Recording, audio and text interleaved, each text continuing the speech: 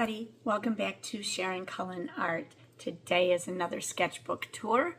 I have finished the Bao Hong sketchbook and I do not believe I'll be buying any more of these sketchbooks, and I will tell you why. They fall apart. I was sketching and, hang on, I gotta pull something off the back of it. I got one of those things on there. I was sketching and the cover fell apart. It just fell off. And, you know, yeah, it could be glued back together. Would it stay? Probably not. They're glued by a hair. They don't even take a cover page to glue them together with. So it's kind of odd the way they are put together. But anyway, I'm going to go ahead. I got some paint on the back of there. That's acrylic.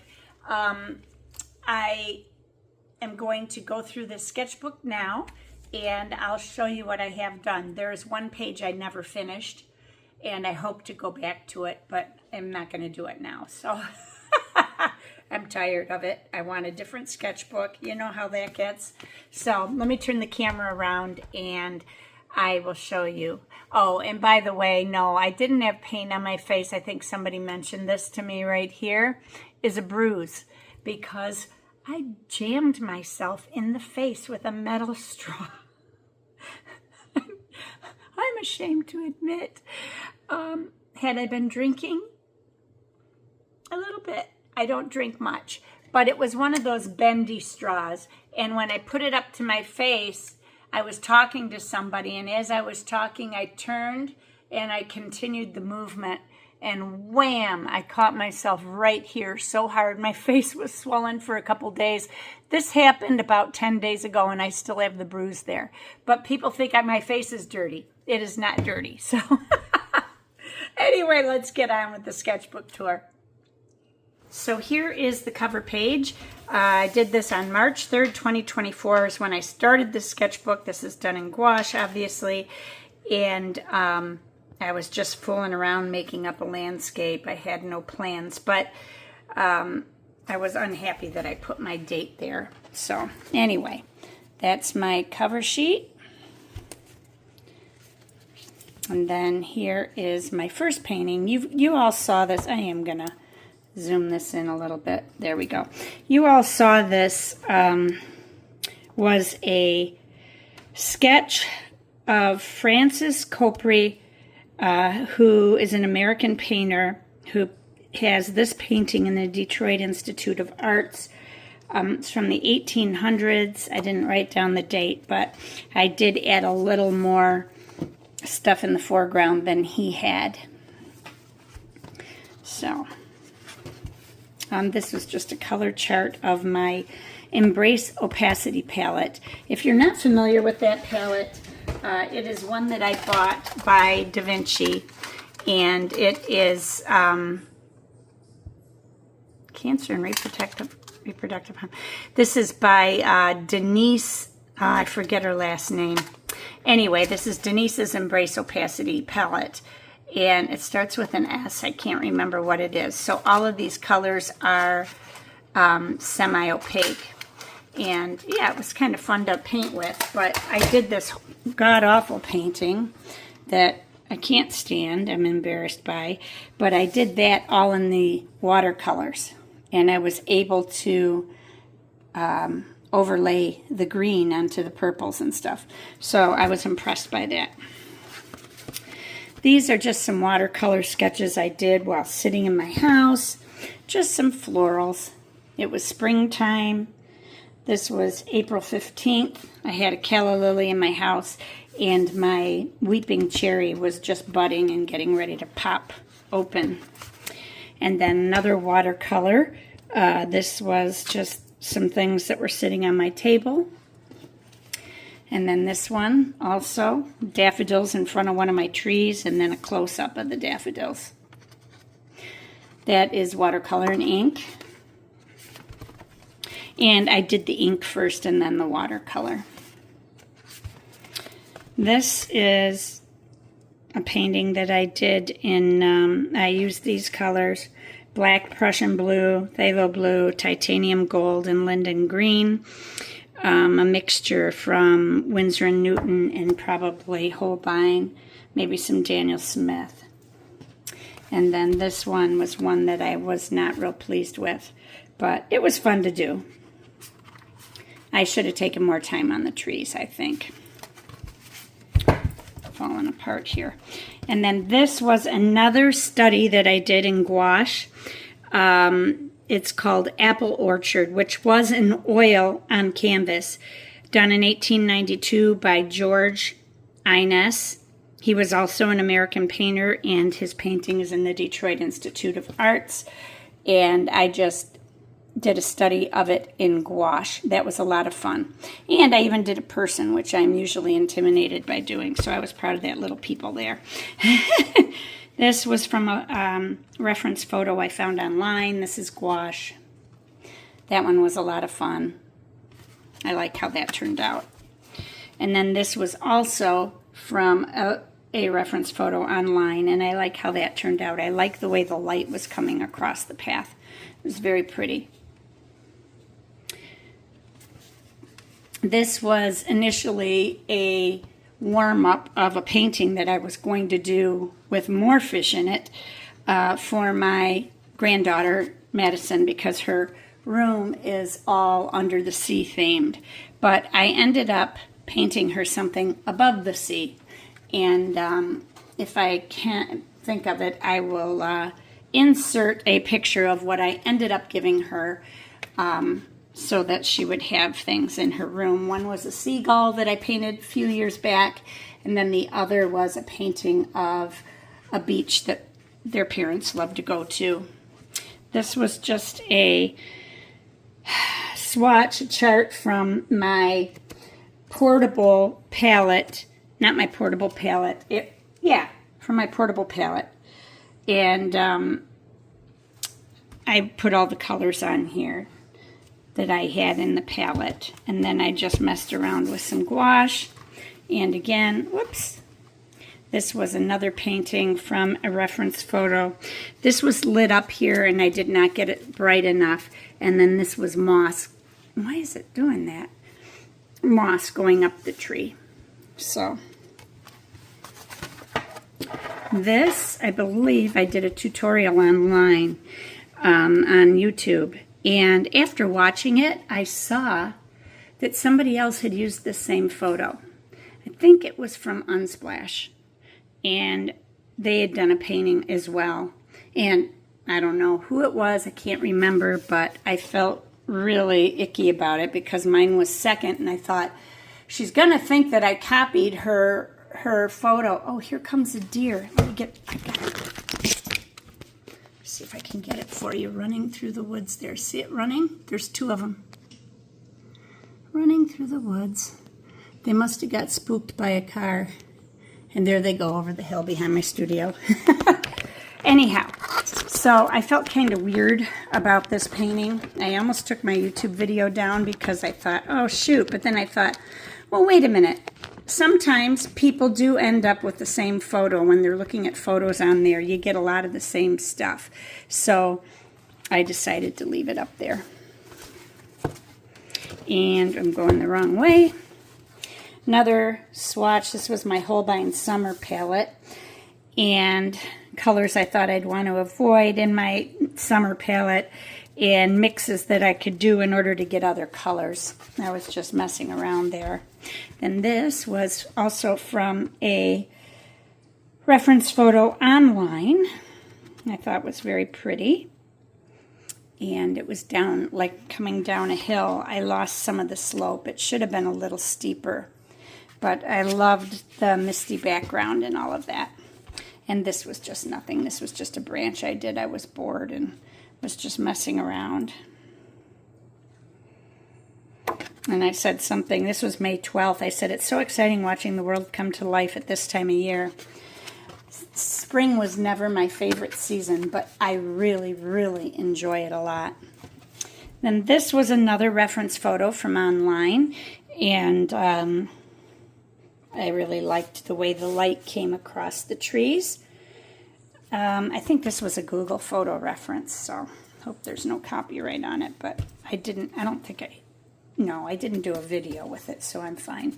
And then this also was an online reference, and I changed it quite a bit, but I really like how this one turned out too. I love the sun in that. This was in my backyard. It started out as a plein air painting and quickly became a mosquito fest, and I was the dinner. So I was the entree, and I decided to get the heck out of Dodge, and I came inside my studio to finish it.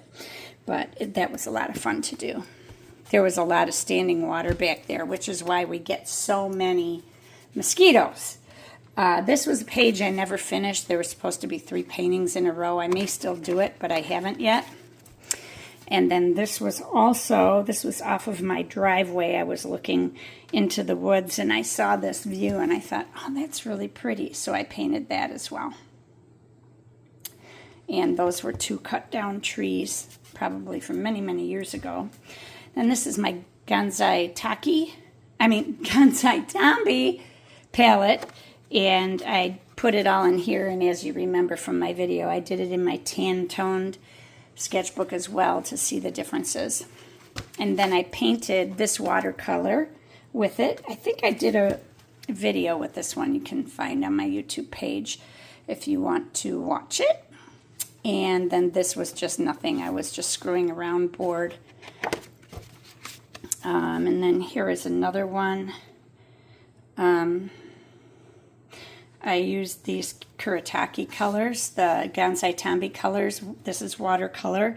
And I wondered if I could use the colors for a landscape, but had to hurry. I only had 25 minutes. I definitely needed white and should have concentrated on how to use these. But I love the opacity. So that is that one. That was done June 10th. And again, another... this is the newer palette that I got, the Art Nouveau palette. And I think that might have been what I was using there, but I don't know. Did I write that down? Yes, it was from the Art Nouveau set. And I believe this was also... Nope, this is all gouache. That's all gouache. And then this is done in watercolor. Just some pansies in a pot that I had sitting in front of me. This was a fun little watercolor to do, just a mess. I splashed some paint on my paper, so I continued to splash, and then I did this, and that was a lot of fun. I did go over it a little bit, I think.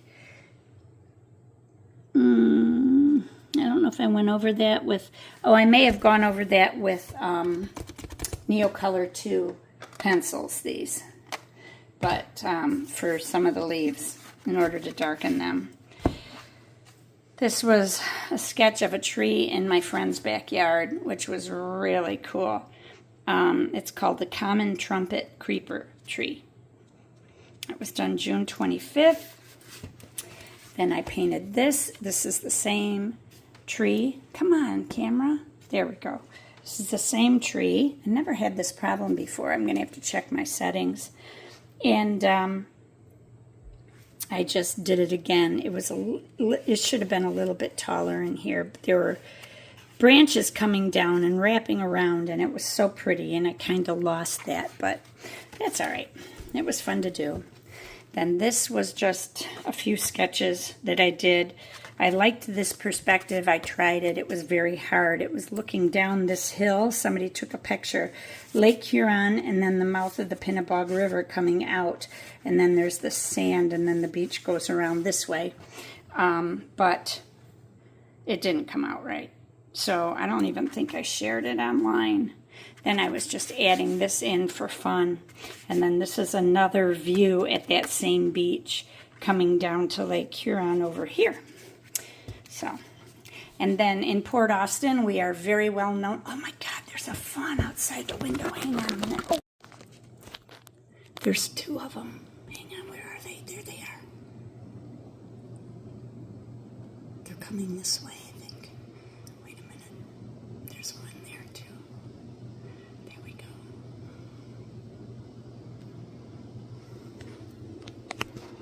Where are they? Where'd they go? Oh, they're behind that tree. Where is it? There they are. I wonder why they didn't go with their mommy in the other direction. Maybe they're just waiting for her to come back. I hope, because they still have white spots. Come on out so I can see you.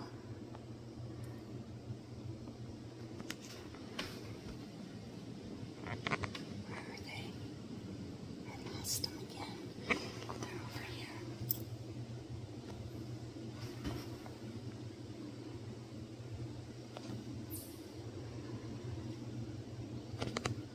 Come on. Oh, she disappeared. Wow, that happened fast. Where'd they go? Oh, well, let me get back to the video. And this is a place called Turnip Rock. It is a landmark that we are very well known for here in Port Austin.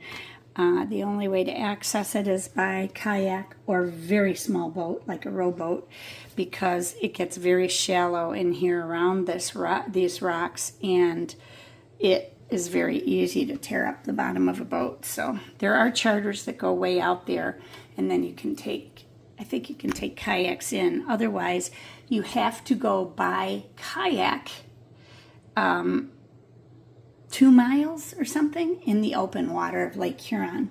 If you're unfamiliar with the Great Lakes, they are huge. I think Lake Huron is something like 150 miles across or 180, I don't know. So you don't want to get messed up out there. If the wind changes, you could be in huge trouble unless you're a professional. So I think the ferry's the way to go, or whatever, charter.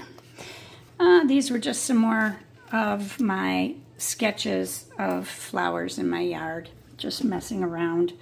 This was a marigold. These were cosmos, and this was Joseph's Dreamcoat roses. They change color. Some of them are yellow, some are orange, some are red. And then these were just 2 paintings that I did in gouache. These trees in my backyard actually squiggle like that, and they were so interesting to do. Then this was a gouache painting I did just a few days ago as I was trying to finish up the sketchbook, and I lost the reference photo, so I had to wing it. And I just changed it. It was so pretty, and I wish I would have had the reference photo to finish it because I couldn't remember everything. And then this was for a tutorial that I have still yet to finish editing and get out to you. So this will come first before my sketchbook tour, I think. Depends. This is not hard to edit, so maybe this will come out first. This is using the Autumn Iridori gouache set by Holbein, and these are the colors.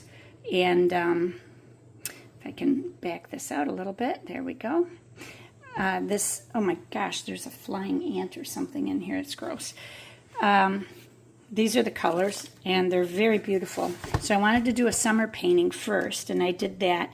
Then I used the same colors and did the fall one, so you could see that you can use them for both.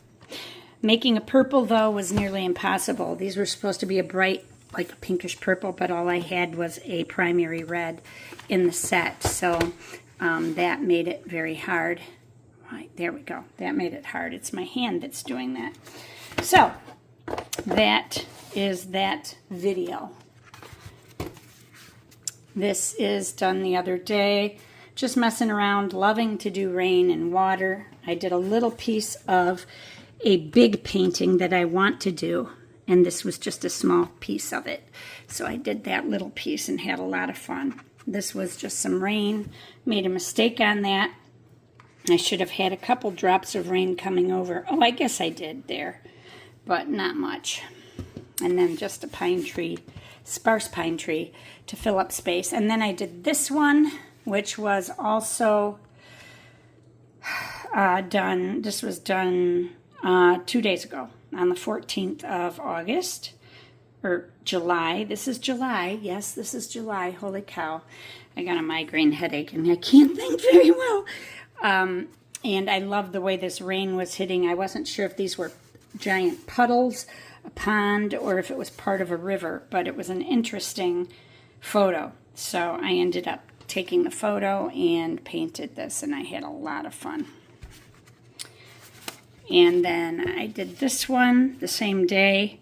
This was one that I showed on Instagram to show you my ugly stage versus my finished painting, so you could see the dramatic difference. And if you're a beginner and you get to an ugly stage and you think, oh my gosh, this painting's just never going to come out, don't stop. If you have to stop, only stop for a break and then come back to it later and finish it, because it will likely turn into a beautiful painting. And then this was a watercolor I did yesterday. Thought that was a lot of fun to do. I thought I better get some watercolor in here because I haven't done watercolor in a while. And after you paint with gouache for a while, it's kind of hard getting back into watercolor because the mediums are just so different. So that was my watercolor. And then this one, I was trying to practice some of my plants, and I should have gotten out my references because I don't feel like I did very well. And then this was a study of Ruth Wilshaw, and that was kind of fun to do too, and that was a quick one that I had done yesterday. And then today I did this one, which was a study of Julia Purinton. It looked like it was an oil painting, and I did it in gouache, and then I added a little bit of Neocolor too, and later some Prismacolor pencil to it in order to get the texture that I wanted. So that's that. And then this is a watercolor I did right after that today, and that is just some rocks in the water.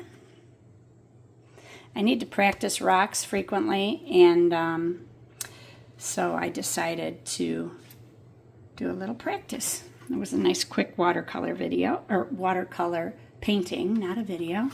And then this was my last photo, just a bird.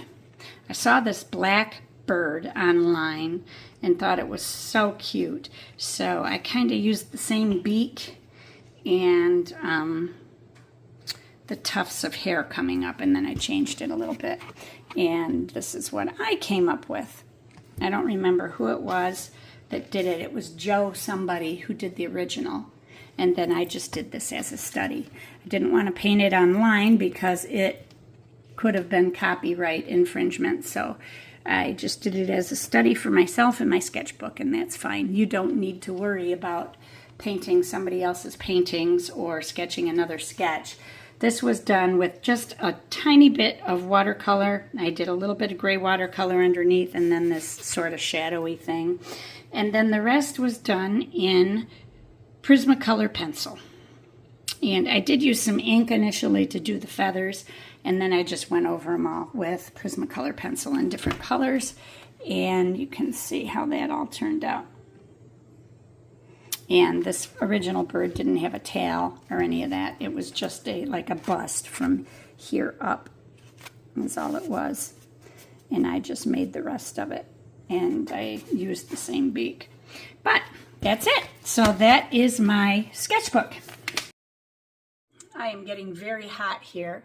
It's hot in my studio. My air conditioner is broken. We're just holding off for the summer, and then I'm just going to get a nice one for heating in the winter because I need this more for heat than I do for air conditioning. But it has been stuffy and hot the last 3 days here. When I say hot, it's nowhere. I mean, look at, I'm dripping sweat. It's the humidity. We're at 99% humidity. So our heat index is in the 90s, and it's very humid. I need a towel. It's very humid, and I know it's supposed to cool off, so I'm toughing it out, but I think I might go home now because I'm getting too hot. So that is it for this video. I have been working a little bit And a smaller sketchbook that I started when I went down to Ann Arbor when my granddaughter was born, Madison. And I hate to say it, but she's in the hospital. She's not gaining weight, and they're concerned. So she's in the hospital having tests. She went in yesterday.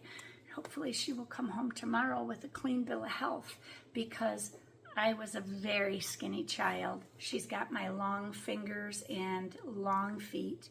My son, her father, also has the long fingers and long feet. He is about 6 feet tall or so, and he only weighs about 130 pounds or something, 140. But he's a skinny dude. So she might just be a skinny child. She looks just like her mama in the face, but she's got these other features of Jason. So I am worried about her. I want to see her so bad, but I don't think they want us there. I've asked, and I don't think they want us there. So it's been hard waiting to see her again as days pass by. But anyway, so this sketchbook is one that I used while I was in Ann Arbor. I just wanted to make sure my phone number wasn't there. This was my opening page that I did. This was my little bitty pocket palette, the little art toolkit, little mini palette. And those are the colors that I have in there. And then I was doing a little thing with mixing, did a little tree in watercolor, and wrote all the color names down so that I had them and knew what they were. And then this was a gouache painting I did, just a little gouache painting looking out my front door. Then this was at the lake where we stayed at, and I thought I saw 2 mute swans, so I went to take a picture of them, and when I zoomed in, they moved, and I noticed they had 2 babies with them, and they were so cute because they were teaching the babies how to fish underwater, and it was adorable. So I really enjoyed that painting. I like how it turned out, too. I'm really happy with that one. That one's on Instagram. Then this one didn't quite turn out like I had hoped, but it was a rain painting. I was getting into the whole rain thing, and then that's it for that book. So I've been working in that one. I do want to also start to work in some of my other books, and I want to get another portrait style book, the upright one, so that they're facing this way, because I like those for whatever reason. I tend to like them. And if I want, I'll turn them sideways and I can do a double page spread. That's kind of what I liked about this, that I could take this and I could do a full spread if I wanted to and just paint on both sides. And I plan to do that a lot in this book, but I've been hanging on to it to finish the other one, and also because if we go on vacation, this is a good book to take because I can do paintings more quickly. It's just a 4x6 by Etcher, and I wanted to order the 4x6 to open this way or the 5x8. These are different than the Perfect sketchbooks, which have the, they look like this. This is what the Perfect sketchbook looks like. It's got the leathery like cover, vegan leather, and it is watercolor paper, cold press watercolor paper inside, 300 GSM, 140 pound. And these are different. They are 230 GSM, 100% cotton, and they're called mixed media heavyweight paper. It's great. Great for gouache, even great for watercolor, although you're not going to get a lot of tooth. So if you want the tooth, go with the Perfect sketchbook. These are a little bit cheaper than the Perfect sketchbook. I'm hoping eventually their prices will start to come down a little more. They need to decrease their packaging, but yeah. So that's what I'm working on now. We'll see. I might just set this one aside so that I can use it for trips.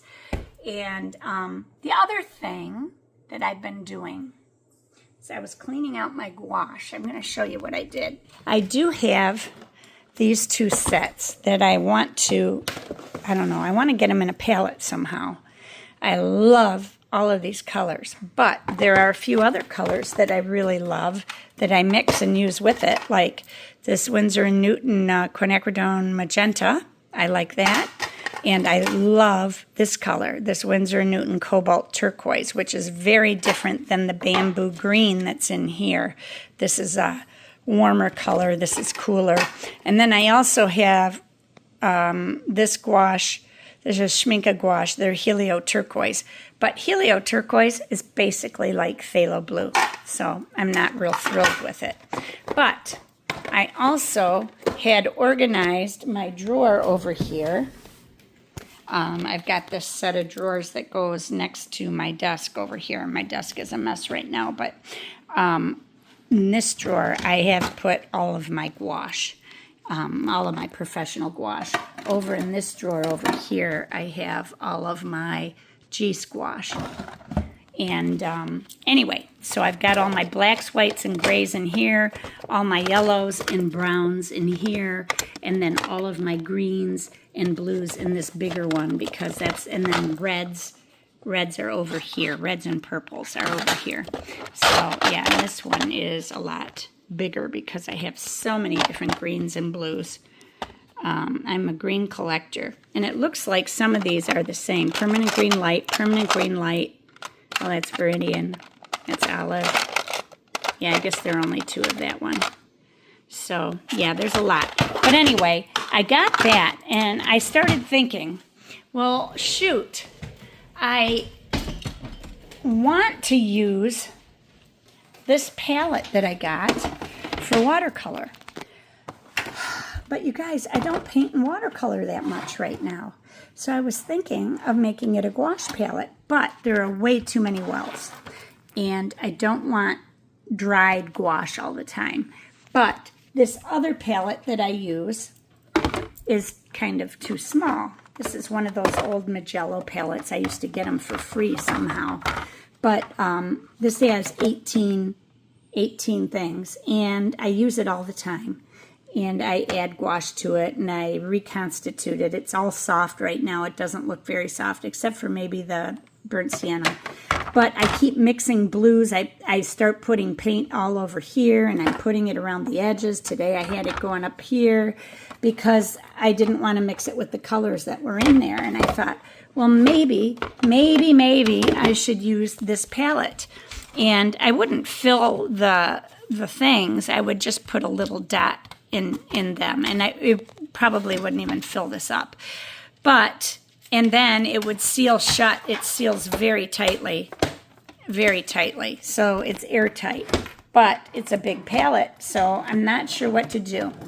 I do paint in gouache 98% of the time. And when I got this little tray addition to go in it, which is very nice. It comes like this. And I think that holds 33 colors or something, or 30 colors. And then when you add this palette, it brings it up to 53 colors. So I'm wondering if I should just start putting gouache in there. I don't know. I really don't know what to do. So I'm asking for your advice. I don't like to use, well, I will use wet gouache, but I don't throw it away. And I reconstitute it when it's dry. So that's not a problem for me. In fact, when I use wet gouache, it seems like I tend to use a lot more of it. Let me scooch back in my chair. So I need your help, you guys. Should I use this or not? I might as well just break down and use it. I've been contemplating it for a week, and I keep staring at it and wanting to use this palette. I've had this palette for a good month. I waited. I ordered it several months ago, and I had to wait for it to be shipped. And then it must have come from China. It's from Shinhan. That's Japan, right? And then these were on back order, so I had to wait for that. The other part came first, and then a few days later, I got the other half. And then it's been sitting here ever since. It might even be 2 months. So give me your opinion, guys. Those of you who paint with gouache, Tell me how you use your gouache. Do you like to use it in a palette that dries? Or do you like to set up your paint like on a porcelain palette? This is a little dirty. Like on a porcelain palette, and put your paints across and use them every day, and then rinse your palette and wash away whatever's left. I find that to be wasteful, especially when you're spending a lot of money on gouache. I mean, these sets were not cheap. This one was $92. So this one was $85 or something. And that doesn't include everything that's in my drawer. So I like to reuse my gouache. Give me your opinion. And in the meantime, remember, be courageous, paint with wild abandon, and most of all, be kind to each other. Take care. God bless you. I love you guys, and just be kind to each other.